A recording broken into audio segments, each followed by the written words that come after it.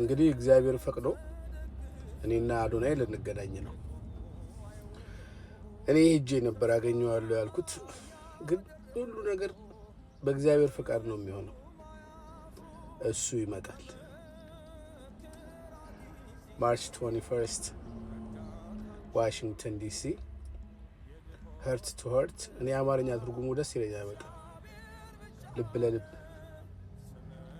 የሚል መጽሐፍ አንብበን ነበር ሁላችን እና ኮመንቱ ላይ እንዳያችሁት አሜሪካን ሀገር እንገናኛለን ይላል እና ማዘርን ትናንትና ደውዬ ሱፎቼን ላውንደሪ ስጭልኝ ረጅም ዓመት ከለበስኳቸውና ላውንደሪ ስጭልኝ ብያታለሁ እና ምንድነው ማድረግ ያለብኝ ስል ያው ጊዜው በጣም ቀርቧል ታውቃላችሁ 3 ሳምንት ሰዎችን 3 ሳምንት በሳምንት 5 ቀን